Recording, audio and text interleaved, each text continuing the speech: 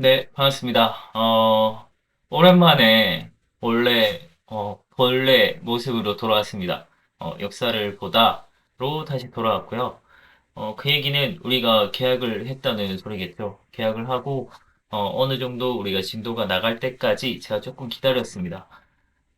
선행을 할 수는 없어서 우리는 복습을 하는 거니까, 복습 영상을 한번 찍어보도록 하겠습니다. 우리 이제 조선 전기 부분 들어간다고 생각을 하면 돼요. 그래서 일단은 우리 처음에 우리 고려 말까지 배웠잖아요. 그래서 고려 말 때로 다시 돌아와야 돼요. 그래서 고려 말 때 상황부터 이제 조선이 건국되는 그 과정을 한번 보겠습니다. 일단은 천령 이북의 땅이라고 요걸 이제 우리 한번 생각을 해봐야 되는 게 천령 이북의 땅이라고 하는 곳은 요 쌍성 총관부 우리 공격한 거 기억나죠? 그래서 공민왕 때 쌍성 총관부 공격해서 천령 이북의 땅을 수복했다. 그러니까 되찾았다. 이런 내용이 있었거든요. 그 땅이에요. 근데 그 땅을 명나라가 자기들이 이제 원을 물리치고 명을 건국한 다음에 이쪽 지역의 땅을 자신들한테 넘겨달라고 해서 그 지역에 자기들이 천령이라고 하는 걸 설치하겠다라고 요구하는 사항이 벌어진 겁니다. 그러니까 고려 입장에서는 말이 안 되잖아요. 우리가 얼마나 어렵게 다시 되찾은 땅인데 그것도 원래 우리 땅이었고 원나라에 뺏겼던 걸 우리가 다시 찾았던 건데 그걸 명의 그냥 자기들한테 넘겨달라고 하니까 말이 안 되는 거죠. 그래서 이 상황에 대해서 굉장히 분개했던 게 당시 1인자였던 최영이고요. 이 최영이 자신의 약간 자신에게 의존 성향이 아주 강한 우왕을 잘 이용을 해서 이제 요동을 아예 정벌하자라고 추진을 하게 됐고요. 요때 2인자였던 이성계는 반대하는 사불가론이란 걸 내세웁니다. 요거 한번 보겠습니다. 자, 사불가론. 자, 왜냐면 이러면서 자, 사불가론은 한번 받으면 좋아요. 요게 그냥 진짜 억지로 아예 안 돼, 안 돼. 무조건 안 돼. 이런 게 아니고 굉장히 합리적으로 좀 거부 의사를 표현했어요. 일단 보면 작은 나라가 큰 나라를 거역하는 것. 어, 이거는 뭐 우리가 사실 싸워서 이기기 어렵다 이런 얘기이기도 하고요. 그리고 여름에 출병하는 것. 그러니까 농번기이기 때문에 또 여름에 출병하는 거 굉장히 덥고 힘들잖아요. 이런 문제도 있었고. 다음에 당시는 또 왜구가 항상 이제 출몰을 굉장히 많이 하던 시기예요. 그래서 원정군이 나갔을 때 왜구가 그 남쪽 그 허를 이제 놓을 염려가 있다라고 하는 겁니다. 그리고 장마철에는 활이 제 기능을 발휘하지 못하고 전염병 발생의 우려가 있다 이 얘기예요. 그러니까 그 활시위라고 하는 게 악교라고 하는 걸로 이제 접착제 역할을 해요. 악교라고 하는 게. 근데 장마철에는 굉장히 덥고 엄청 습하고 이러잖아요. 그래서 그 악교가 그냥 접착 성능이 이제 떨어지게 되면 활이 이제 제대로 쓸 수 없게 되는 거죠. 그래서 제 기능을 발휘하지 못하게 되고 또 장마철 같은 경우는 굉장히 덥고 습하고 이런 정말 불쾌한 그런 환경이잖아요. 그런 환경에는 또 전염병 발생의 우려가 있다는 겁니다. 이런 점 때문에 반대를 했었고요. 하지만 채영이 끝까지 이제 추진을 했기 때문에 어쩔 수 없이 이성계는 군을 끌고 출동을 하게 됩니다. 그러니까 출정을 하게 돼요. 하지만 이성계가 아무리 생각해도 이건 아니었던 것 같아요. 그래서 위화도라는 곳에서 해군, 군을 돌려서 삥 돌려서 내려오게 됩니다. 근데 이미 이제 위화도라고 하는 위치를 쫙 받으면 여기를 넘어서면 이제 바로 이제 명이랑 붙어야 되는 그런 곳이에요. 그래서 여기를 넘어가기 직전에 그대로 썩 유턴해서 이렇게 내려오게 되는데요. 문제는 이미 왕명을 한번 어긴 상태예요. 그럼 이미 반역자입니다. 왕명을 어겼고 이거는 진짜 있을 수 없는 일이기 때문에 이제는 돌이킬 수도 없죠. 그래서 오히려 쭉 밀고 내려와서 그대로 채영을 죽이고 우왕까지 폐위시키는 그런 상황이 나타납니다. 그래서 이성계가 정치적으로 그리고 군사적인 것까지 모든 실권을 장악하는 그런 사건이 바로 위화도 회군이에요. 엄청나게 중요한 역사적인 사건이었고요. 이걸 통해서 결국은 조선 건국까지 이어진다고 보면 되는데, 이게 뭐 어쩔 수 없이 명과의 전쟁을 피하기 위한 어쩔 수 없는 선택이었느냐, 아니면 처음부터 이런 좀 계획돼 있지 않았느냐, 이런 걸 이제 여러 논쟁이 있는데, 제 생각에는 아마도 처음부터 어느 정도 계획이 돼 있지 않았나 싶어요. 그러니까 이미 진작부터 이제 신진 사대부랑 그리고 이성계 세력들이 이미 결탁을 하고 있었고, 그러면서 이제 회군을 통해서 이런, 우리가 완전히 실권을 장악하자라고 하는 어느 정도의 계획이 돼 있었던 것 같습니다.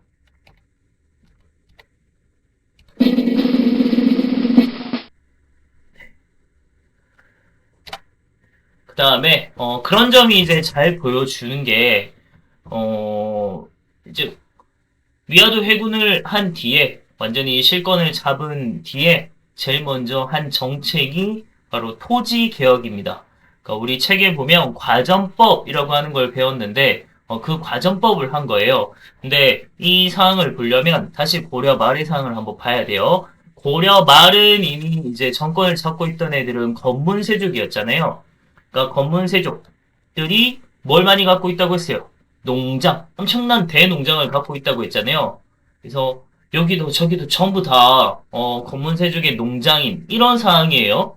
자, 그런 상황에서 이제 신진 사대부들의 이제 권력 기반, 그러니까 토지를 좀 마련해 줄 필요도 있었고, 그리고 건문세력들이 갖고 있는 이 농장 때문에 국가의 세금 문제도 있고, 그리고 너무나도 얘들의 이제 갖고 있는 이 농장이 엄청난 세력 기반이잖아요. 그래서 건문세족도 약화시켜야 되기 때문에 건문세족을 약화시키고 그리고 그 농장을 이제 몰수해서 신진사대부들에게 분급해서 나눠주는 이런 체제예요.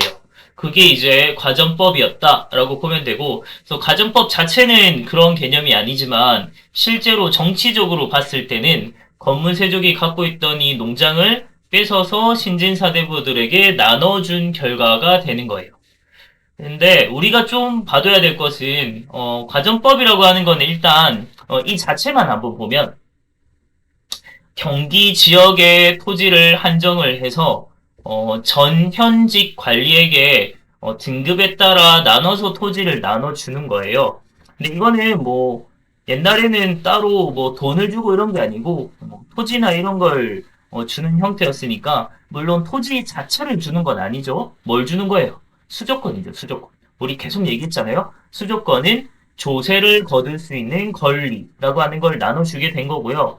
근데 뭐, 지금도 이제 공무원들 보면은, 공무원의 일한 대가로 이제 월급을 받는 개념으로, 이때는 이제 수조권을 지급한 거예요. 그때는 돈을 주는 게 아니고 토지를 주는 이런 개념이니까, 그래서 이제 나타난 건데, 문제는, 이게 전현직이 포인트예요. 그래서 과전법의 이 과는, 우리가 과거라고 생각을 하면 될 것 같아요. 과거.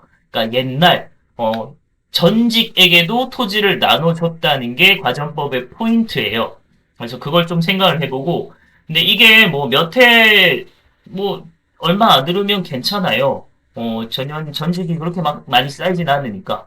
근데 계속 대가 흘러서, 시간이 흘러서 가다 보면 퇴직자들이 계속 늘어나는데, 현직에게도 계속 토지를 줘야 되는 상황이잖아요. 그러면 결국은 토지가 부족해지겠죠. 나눠줄 토지가.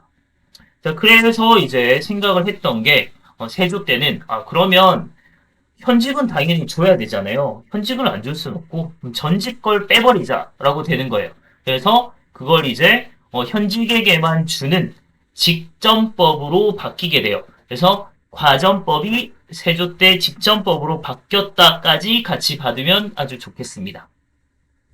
자, 그 다음에, 그렇게 되면서 이제 완전히 건문세족은 몰락을 하고 신진사대부가 권력을 잡게 되는 그런 상황이에요. 네, 그러면서 이제 신진사대부가 자기들 안에서 또 갈등이 생기면서 파가 나뉘게 돼요.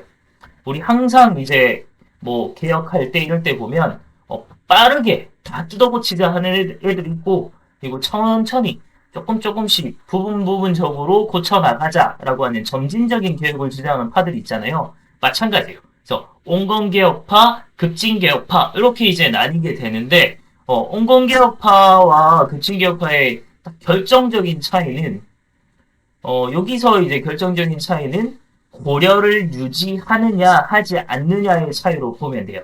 그러니까 온건개혁파는 고려를 유지한 채로 좀 잘못된 부분만 고쳐 나가는 점진적인 개혁을 주장했던 애들이고요. 대표적인 인물은 바로 정몽주라고 봐야겠죠. 그리고 이색 이런 사람이 있습니다. 발음 때문에 이색에 너무 애들이 반응을 하는데, 조상님이잖아요. 그래서 그걸 그렇게 받아들이지 말고, 다음 이제 급진개혁파 같은 경우는 고려는 이미 썩을 대로 썩었다는 거예요. 그래서 고려는 아무리 부분적으로 바꿔도 더 이상 안 되고, 그래서 아예 새롭게 새 나라를 세워서 새로운 판을 짜자 이렇게 얘기하는 게 급진개혁파예요. 대표적인 인물은 정도전입니다. 그리고 조준 이런 인물이 있는데, 이 대표로 본다면 정몽주와 정도전 이 대립으로 보면 될 것 같아요. 그래서 사실 이때 엄청난 영향력을 끼치던 사람은 정몽주였고요. 그리고 급진개혁파가 이제 이 기존의 요 홍건개혁파, 이 정몽주나 이런 세력들에게 약간 도전을 하는 형태였다고 보면 될 것 같아요. 네, 정도전은 사실 주류는 아니었거든요. 약간 좀 아웃사이더 이런 이제 개념이었는데 막 유배도 가고 막 이랬지만 능력은 정말 뛰어났던 사람. 서울 출신이고 이러다 보니까 주류는 아니었지만 결국은 이성계 라인을 아주 잘 잡아서 결국은 조선을 건국하는 아주 중요한 인물이 되기도 하죠. 과정법 아까 얘기했고요. 그래서 고려가 멸망되고 조선이 건국되는 과정을 잠시 보면, 정몽주 같은 경우가 영향력도 엄청 크고 학자적으로도 굉장히 대학자고 굉장히 존경받는 인물이었고, 특히나 이성계도 정몽주를 좀 되게 존경하는 그런 이제 관계였어요. 근데 정몽주는 끝까지 이 좀 홍건개혁파의 중심으로 고려를 계속 유지하고자 했던 사람이에요. 그래서 이성계 입장에서는 자신이 건국하려면 정몽주를 제거해야만 되는 상황이에요. 근데 정몽주를 함부로 죽이기에는 자기가 좀 그래요. 근데 요걸 대신 죽여주는 사람이 등장하죠. 그 사람이 바로 이방원이죠. 많이 들어봤죠? 그래서 그러면서 이제 정몽주가 제거가 되고 이성계가 국왕으로 즉위하면서 조선이 건국되는 이런 상황인데요. 사실 일단 요거부터 보겠습니다. 정몽주가 제거되는 과정을 잠시 보면 여기죠. 여기가 바로 선주교라고 하는 곳입니다. 여기에서 이제 정몽주가 철퇴를 맞아 죽었다 이런 이제 얘기가 있는데, 이방원이 정몽주를 만나러 와요. 그래서 사실은 설득을 해보려고 했거든요. 처음에는. 그래서 서로가 이제 지금은 막 랩 배틀을 하듯이 우리 조상님들은 원조 랩 배틀이라고 볼 수 있는 게 시를 서로 주고받죠. 시 한 수씩. 그래서 어, 이방원이 먼저 이렇게 던집니다. 이런들 어떠하리, 저런들 어떠하리, 만수상 드렁치기 얼거진들 어떠하리, 우리도 이같이 얽혀서 백년까지 누리리라. 이렇게 얘기하는 게 하여가라고 합니다. 그러니까 뭐 고려든 뭐 앞으로 새로운 나라든 뭐 어떠하냐, 우리 같이 함께하자라고 얘기하니까 이걸 이제 정확히 간파한 정몽주가 이렇게 얘기하죠. 이 몸이 죽고 죽어 100번 고쳐 죽어 백골이 진토되어 넋이라도 있고 없고 임양한 일편단심이야 가실 줄이 있으랴. 이렇게 단심과 난 고려에 대한 일편단심이다 라고 얘기하니까 이제 이방원이 그럼 진짜 죽어. 그래서 철퇴로 내려지게 되는 거죠. 그래서 정몽주는 생을 마감하게 됩니다. 그곳이 바로 요 선주교라고 하는 곳이죠. 그렇게 해서 조선을 건국하게 됐는데, 이성계가 요 사건으로 인해서 이방원을 굉장히 막 뭐라 했다고 해요. 사실은 자신이 하지 못한 일을 이방원이 대신해줬기 때문에 고맙지만 겉으로 티낼 순 없죠. 그런 상황이기도 했고 약간 정치적인 쇼가 필요했어요. 그래서 이성계 같은 경우가 국왕에 낼름 바로 이제 즉위한 것도 아니고 항상 이럴 때 보면 약간 쇼를 하잖아요. 신하들이 막 아이고 국왕 왕으로 즉위하세요. 왕이 되어주세요. 얘기하니까 이성계가 난 왕에 대한 관심도 없고 그럴 만한 사람도 아니고 내가 나는 왕이 되려고 한 게 아니다. 막 이런 식으로 약간 빼요. 계속. 이렇게 또 신하들이 계속 막 추대하고, 이성계는, 아이, 됐어. 이렇게 막 계속 이제 싫은 척하고, 막 이러다가 이제, 뭐 어쩔 수 없이 뭐, 뭐 내가 뭐, 그렇다면 내가 뭐, 왕이 되어 볼게. 뭐 이런 식으로 이제 국왕을 즉위한, 예, 그런 정치적인 쇼를 하게 되죠. 그러면서 이제 조선이 결국 건국이 됩니다. 근데 1392라고 하는 우리 연도 문제, 이런 거 절대 안 내지만, 연도를 알아두면 좋은 게 정확히 200년 후에 1592년에 임진왜란이 발발하게 되죠. 그래서 1392라고 하는 게 중요한 기준으로 좀 연도를 기억해두면 좋습니다. 그러면서 다시 한번 정리하자면, 신진 사대부, 그들 중에서도 급진파 사대부, 뭐, 물론 이제 나중에 온건파 사대부들 중에서도 넘어온 사람들도 있습니다. 그래서 신진 사대부, 그리고 신흥무인 세력 중에 이성계, 이제 이런 사람이 결탁을 해서 위화도해군, 그리고 과전법을 거쳐서 온건파 사대부들을 제거하고 조선을 건국하고, 그 다음에 한양으로 전도하게 된, 이런 상황이에요. 근데 위화도 해군이 1388이거든요. 그래서 가정법이 다음 1391, 고조선 건국이 1392, 한양천도가 1394예요. 그래서 이렇게 1388년부터 1394년까지 굉장히 좀 촘촘하게 이런 사건들이 아주 매끄럽게 뭐 중간에 뭐 물론 위기도 있고 했지만 쭉 이렇게 잘 진행되는 거는 아마도 이런 그림을 아마도 급진파 이제 사대부들이 같이 이제 이성계랑 결탁해서 그리고 있지 않았나라는 생각이 듭니다. 그리고 그 중심엔 바로 아마도 정도전이 있지 않았을까라고 얘기를 해요. 그래서 실제로 정도전은 조선 이제 초기에 굉장히 이런 체제나 나라를 건국하는 데 굉장히 중요한 역할을 했던 인물이고요. 굉장히 많은 역할들을 했지만 결국은 나중에 이방원과의 갈등으로 인해서 이방원에게 또 죽임을 당하는 그런 사람이기도 했죠. 아,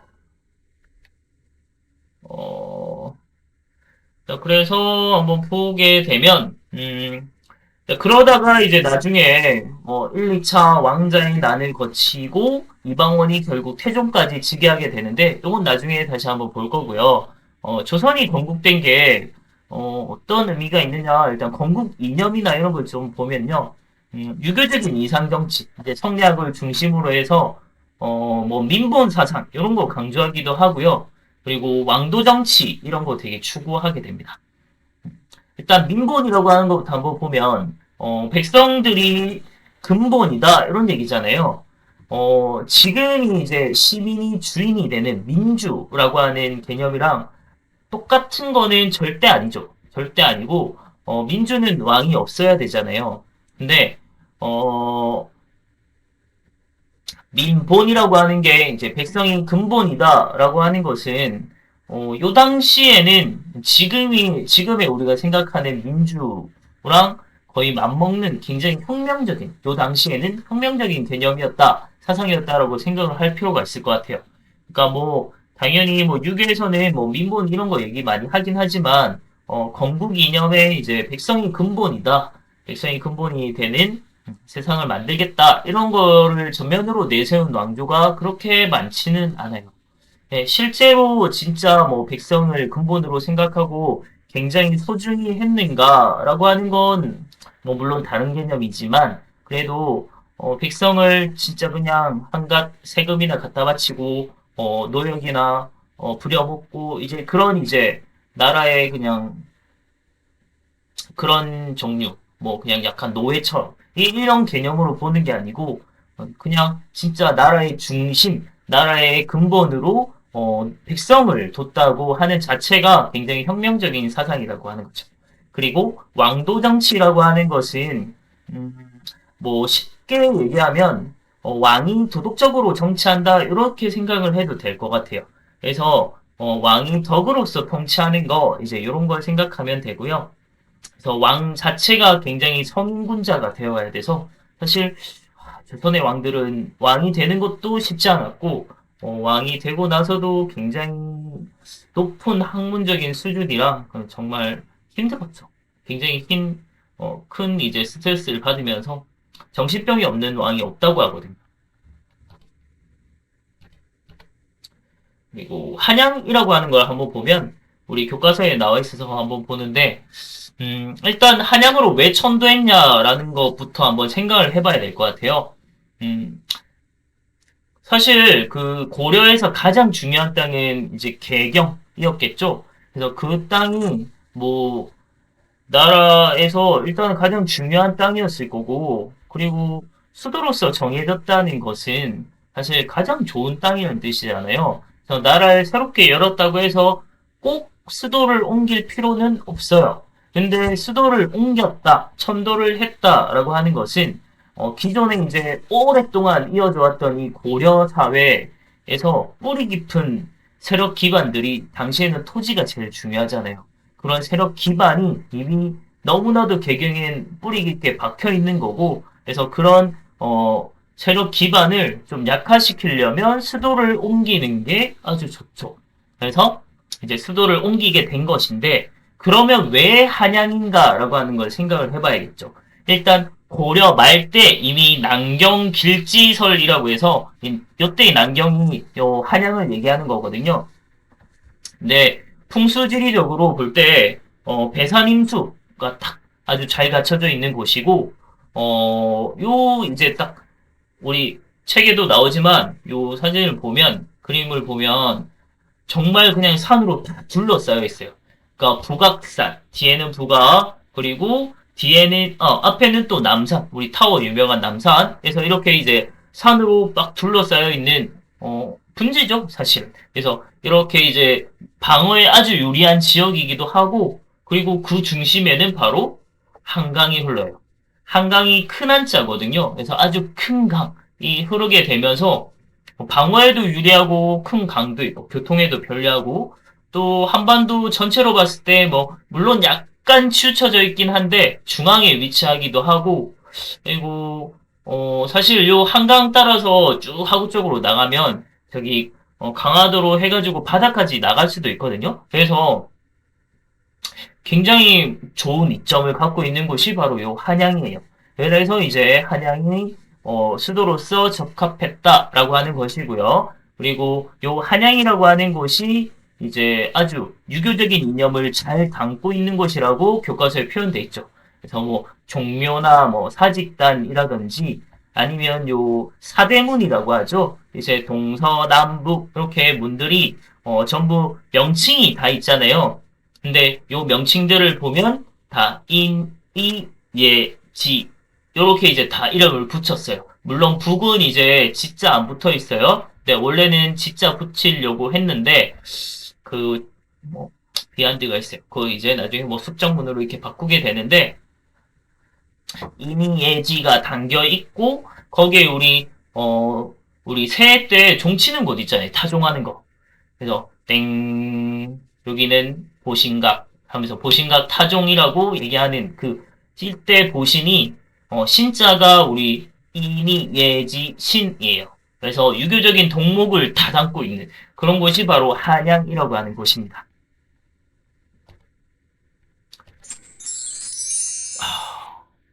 네, 그리고 요 태종을 보려면 여기로 왔어야 되는데 태종을 보려면 저 얘기를 아마 해야 될 것 같아요.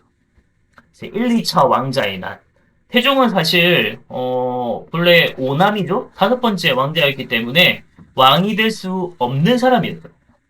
왕이 될 수 없는 사람이었는데 1차 왕자의 난을 거치면서 기존의 원래 왕세자와 그 왕세자를 내세웠던 정도전을 같이 처리를 했고요. 그 다음에 2차 때는 자신의 형이랑 그리고 이제 박포라고 하는 놈이 같이 난을 일으킨 걸 진압하면서 또 제거를 하게 되면서 1, 2차 왕자의 난을 거치면서 결국은 왕위를 잇게 되는데 태종이 머리가 생각할 때 보면 태종이 굉장히 막 무인기질이 엄청나게 강한 것 같지만 실제로는 성리학 되게 공부했던 엘리트거든요. 유교 공부했던. 그래서 머리도 굉장히 좋았어요. 그래서 이 태종이 자기가 바로 왕이 되면 좀 그렇잖아요. 너무 막 약간 쿠데타한 느낌이어가지고 자신의 형을 먼저 앉혀주죠. 그래서 우리 태정, 태세잖아요. 그래서 정종이 잠시 존재하죠. 그래서 정종이 잠시 허수아비로 앉아있다가 자신의 동생이었던 이방원에게 물려주는 형태로 이제 태종이 왕이 되게 됩니다. 네, 이 태종 같은 경우는 정말 많은 사람들을 죽이기도 했지만 이 사람의 목표는 있었어요. 그래서 이 조선 초기에 강력한 왕권을 되게 추구했던 인물이 바로 태종이었다고 생각을 하면 되고요. 그래서 사실 자기가 사병 제일 많았는데 사병 다 철폐시킵니다. 사병 다 철폐시켜서 왕권을 좀 강화시켰고 그리고 나라를 처음 세우게 되면 처음에 인구조사를 다 해야 돼요. 왜? 세금 다시 걷어야 돼. 정확히 걷어야 되니까. 전국의 인구를 파악한 다음에 호패법이라고 하는 일종의 이제 민증 같은 거예요. 이제 이런 걸 이제 모든 왕족부터 노비까지 16세 이상의 남자에게는 전부 다 지니게 하게 합니다. 그래서 이걸 통해서 조세도 부과하고 근육도 부과하는 정확하게 세금을 걷는데 이용을 했다라는 걸 볼 수 있고요. 다음에 고려 말때 건문세족이랑 불교계랑 결탁했다고 했잖아요. 그래서 요걸 이제 신진사대부들이 굉장히 강력하게 비판을 하면서 억불 정책을 하게 되는데 그것 중에 하나가 이 도첩제예요. 물론 이 책이 안 나옵니다. 근데 요거는 그냥 참고로 알아두면 돼요.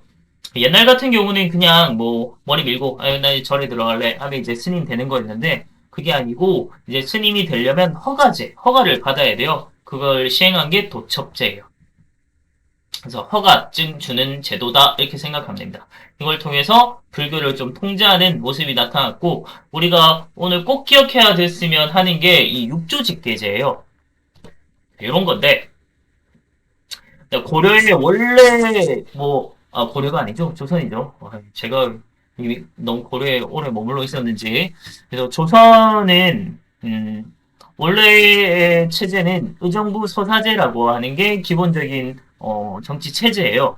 근데 요걸 한번 보면 나중에 우리 이제 중앙정치제도 얘기하겠지만 6조가 이제 행정 실무를 담당하는 지금의 이제 각 행정부처라고 보면 되고요.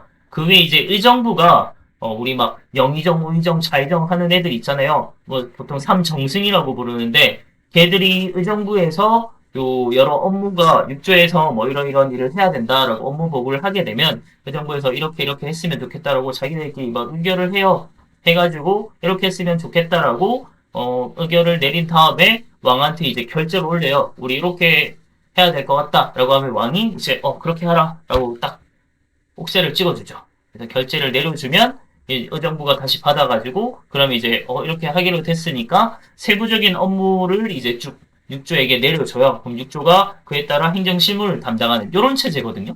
근데 여기서 잘 보게 되면 결국은 주요 정책을 결정하고 하게 되는 건 왕이 아니고 의정부가 되게 중심이 되는 이런 체제죠. 요거 되게 싫은 거예요. 태조는. 그래서 이렇게 되면 왕은 허수아비잖아. 이렇게 생각을 한 거예요. 그래서 앞으로는 의정부 거치지 말고 그냥 6조에서 나한테 바로 다이렉트로 올려. 여기 이제 6조 직계제예요. 그래서 자기가 받아가지고 6조로 바로 다이렉트로 또 내려버려서 이렇게 해라. 6조 너희 이렇게 해. 라고 결정을 해서 다 내려버리는 이런 체제가 6조 직계제입니다. 그러면 의정부는 그냥 허수아비 되는 거고 왕이 다 결정을 하는 이런 상황이 되는 거죠. 그래서 왕권 강화랑 굉장히 관련 있는 게 6조 직계제입니다.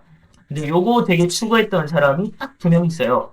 태종하고 나중에 왕권을 회복하겠다라면서 이제 그런 명분으로 자신의 조카를 죽였다. 세조. 라는 사람이 이제 둘이만 딱 이제 육조직계제를 시행을 했습니다. 그래서 이거는 강력한 왕권 이런 거랑 관련이 있다라고 생각을 하면 되고요. 자, 그 외에도 그냥 요거는 뭐 참고로 보면 되는데 보통 우리 신문과 하면 뭔가 세종이나 이런 사람의 이미지랑 잘 맞잖아요. 백성의 소리를 들어준대.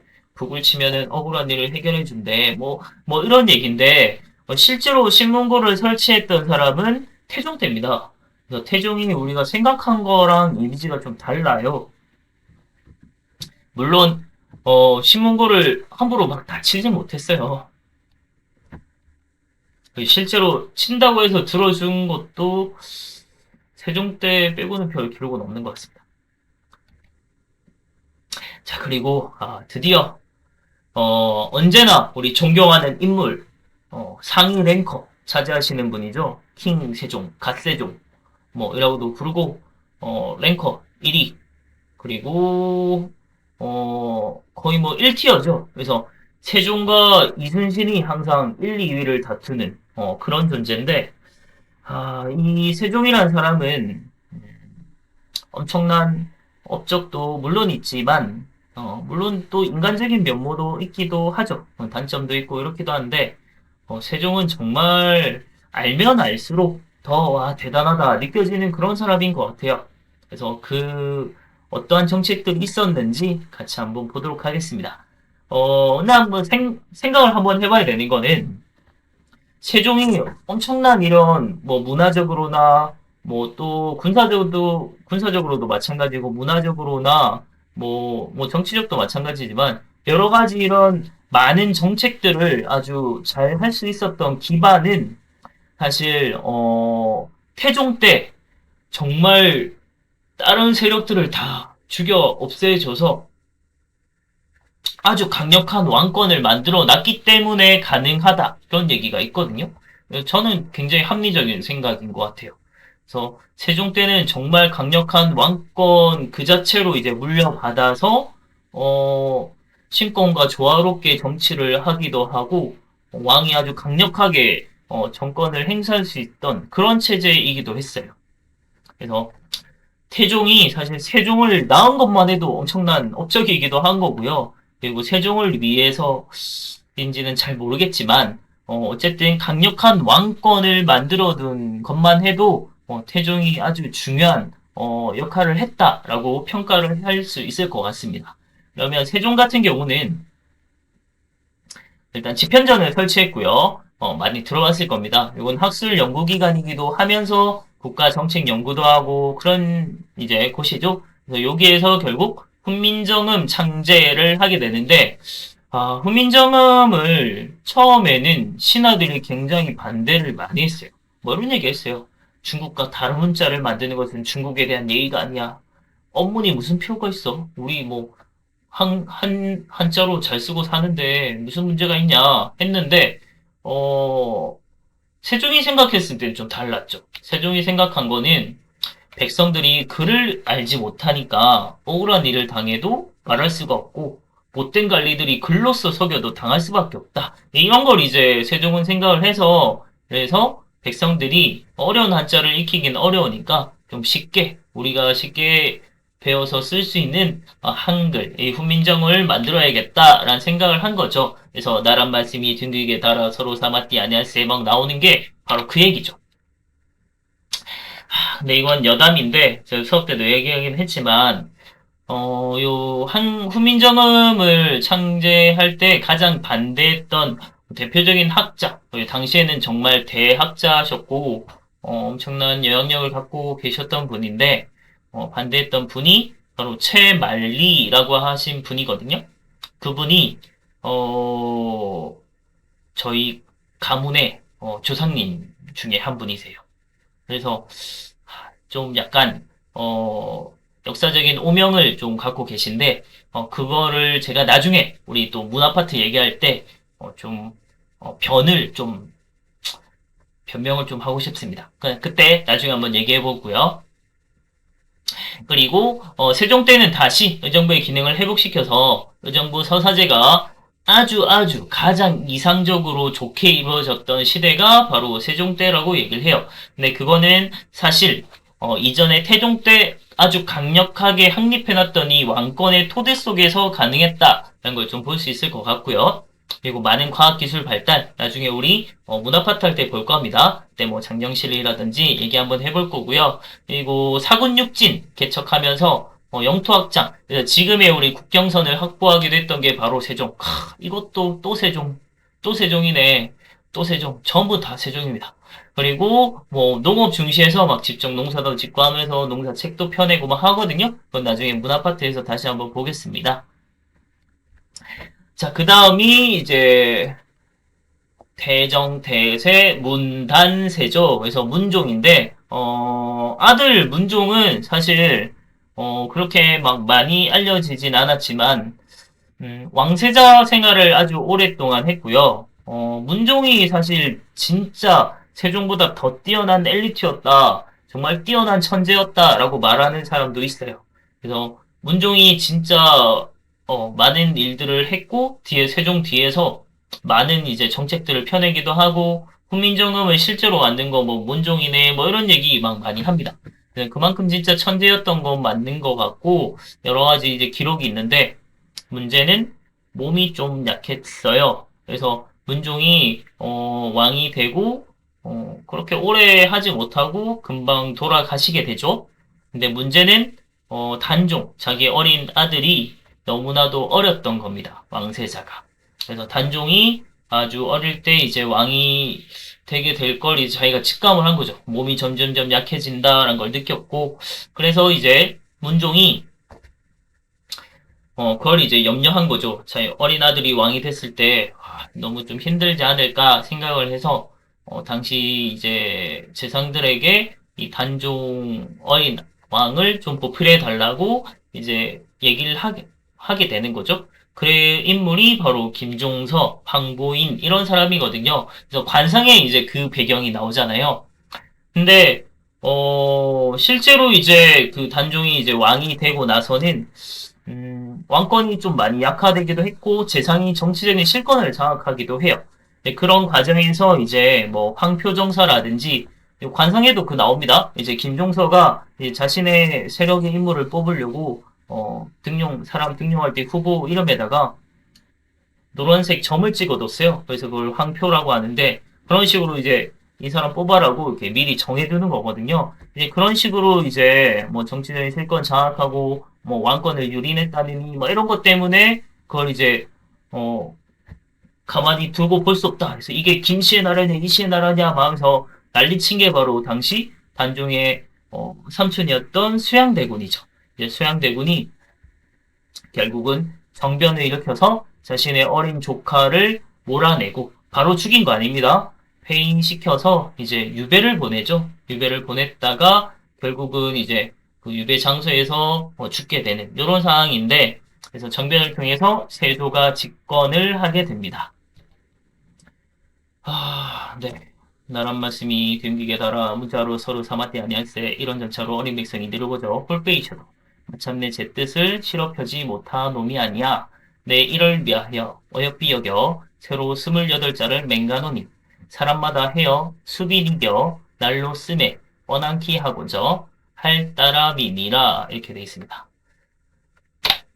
아마 국어 시간에 다 봤을 겁니다. 네, 그래서 요 성종까지만 봐야 될 것 같은데 세조 때는 이제 반대파들이 당연히 있었겠죠. 그래서 사육신이라고 6명의 요거 우리 영화에서 역사 아주 명장면 중에 하나죠. 명장면 중에 하나로 꼽히는 요 수양대군의 등장 장면입니다. 요 관상에서 봤을 거고요. 사육신이라고 요 세조의 정변에 반대했던 인물들이 있어요. 성상문, 박백년, 하위지, 이계, 유성은, 융부라고 6명이잖아요. 죽었어요. 그래서 사육신, 죽은 6명의 신하 이런 거죠. 그다음에 세조가 왕권 강화를 명분으로 내세웠다고 했잖아요. 집현전도 폐지시키고요. 경연 이런 것도 폐지시켜버립니다.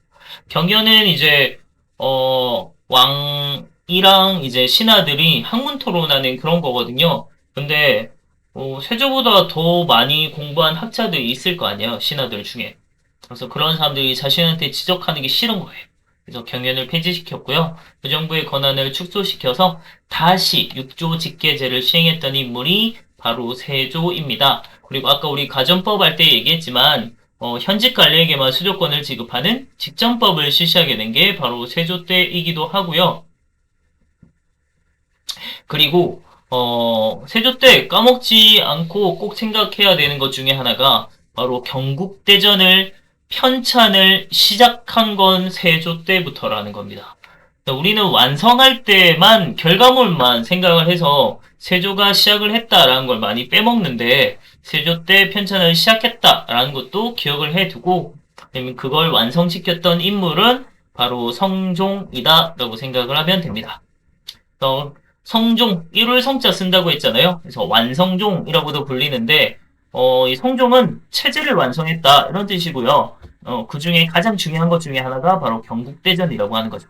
그래서 경국대전은, 지금으로 치면은 약간 헌법 같은 거예요.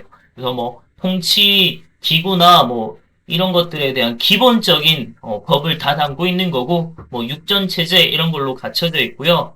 물론 이제 유교적인 이념에 따른 이런 형태로 나눠지지만, 음, 이게 중요한 의미를 갖는 것은, 왕국이라고 하는 나라는 사실 왕이 모든 걸 결정할 수 있는 나라잖아요.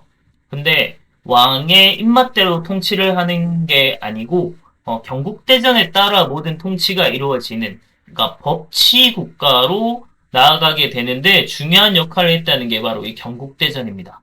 그러니까 왕 마음대로 통치하는 게 아니라 법에 따라 그 기본이 되는 게 바로 경국대전이라고 하는 거예요. 네, 그런 점에서 굉장히 의미가 있고, 근데 물론 이제 경국대전 위에는 왕이 있다 보니까 꼭 뭐 법이 있어도 지키지 않을 수도 있죠. 뭐 연산군이나 이런 애들 보면 마음대로 합니다. 그리고 폐지됐던 집현전을 계승해서 홍문관을 설치하기도 했고요. 다음 경연을 다시 열심히 이제 운영하면서 신하들 의견을 적극적으로 반영했다. 그리고 관습환급제 요거는 우리 책이 없어요. 그리고 그냥 깨도록 하겠습니다. 요거는 나중에 고등학교 가면 아마 가전법, 직전법, 관습환급제 하면서 이제 쭉 변화되는 과정을 볼 거예요. 그거는 나중에 고등학교 때 자세히 보면 될 것 같습니다. 요게 경국대전이고요. 그 다음 우리 통치체제 부분을 해야 되는데, 오늘은 요거 국가의 기틀을 확립하는 과정까지만 보고 마치도록 해야 될 것 같습니다. 와, 시간이 진짜 생각보다 너무 오래 걸렸어요. 그리고 그냥 참고로 요 성종 다음이 바로 연산군이에요. 태정, 태세, 문단세, 예성, 연중, 임명선이잖아요. 예성, 연중이니까 성종 다음 연산군인데, 연산군이 왜 폭군으로 불리는가라고 하는 거는 나중에 우리 사화할 때 보게 될 거고요.